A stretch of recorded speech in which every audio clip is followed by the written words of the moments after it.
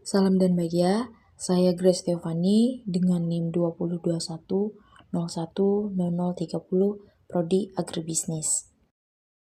Dalam video kali ini, saya akan mempresentasikan dan menganalisis resiko kasus PT Nyonya Mener yang mempunyai 3 poin penting.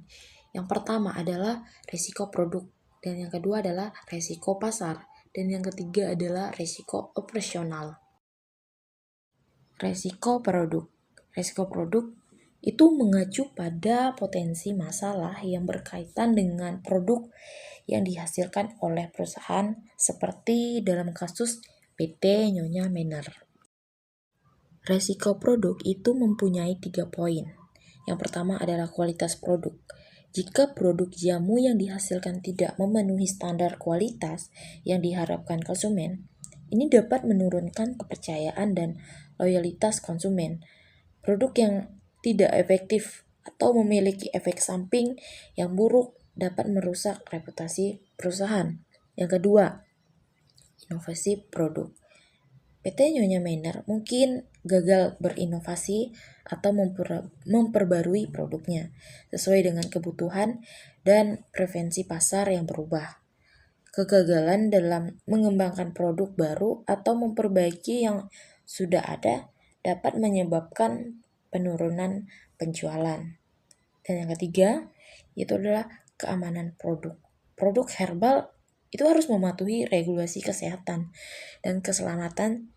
Jika ada masalah dengan keamanan produk, misalnya kontaminasi, ini dapat mengakibatkan penarikan produk dari pasar dan tindakan hukum yang merugikan perusahaan. Poin yang kedua, resiko pasar. Resiko pasar itu mencakup faktor internal yang mempengaruhi kemampuan perusahaan untuk menjual produknya di pasar yang kompetitif. Resiko pasar itu mempunyai 4 poin. Yang pertama adalah persaingan. Persaingan yang ketat dari perusahaan jamu lain maupun produk kesehatan modern bisa mengurangi paksa pasar PT Nyonya Mener. Kompetitor yang lebih inovatif dan menawarkan harga lebih murah dapat mengalihkan konsumen dari produk Nyonya Mener. Dan yang kedua, perubahan preferensi konsumen. Konsumen mungkin beralih dari produk tradisional ke produk kesehatan modern atau alternatif lainnya. Perubahan ini dapat mengurangi permintaan terhadap produk Nyonya Mener.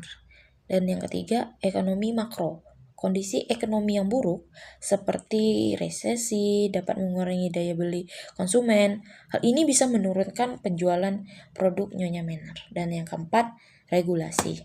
Perusahaan regulasi terkait produk herbal atau kesehatan dapat menambah biaya produksi atau menghambat distribusi produk yang dapat berdampak negatif pada pendapatan perusahaan.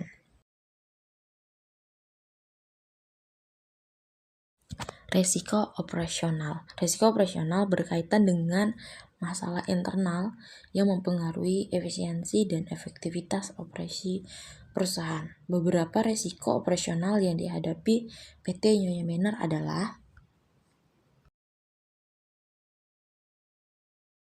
resiko operasional mempunyai 4 poin. Yang pertama adalah manajemen internal. Konflik internal antara anggota keluarga pendiri seperti yang terjadi pada PT Nyonya Mener dapat mengganggu pengambilan keputusan dan operasional perusahaan. Ketidakstabilan dalam manajemen dapat menurunkan produktivitas dan efektivitas operasional. Yang kedua adalah keuangan. Beban utang yang besar dapat menyebabkan masalah likuiditas dan solvabilitas. Kesulitan dalam memenuhi kewajiban keuangan dapat menghambat operasional harian dan mengarah pada kebangkrutan. Yang ketiga adalah SDM dan hubungan industrial. Masalah tenaga kerja seperti pemogokan, tuntunan pembayaran THR, dan isu-isu terkait HAM dapat mengganggu operasi perusahaan. Hubungan yang buruk dengan karyawan dapat menurunkan moral dan produktivitas. Yang keempat, teknologi. Ketidakmampuan untuk mengadopsi teknologi baru yang dapat meningkatkan efisiensi produksi atau distribusi dapat menyebabkan perusahaan tertinggal dari kompetitor yang lebih maju secara teknologi. Sekian dari presentasi saya untuk memenuhi ujian akhir semester mata kuliah Manajemen Risiko Senin 1 Juli 2024. Saya ucapkan terima kasih. Salam.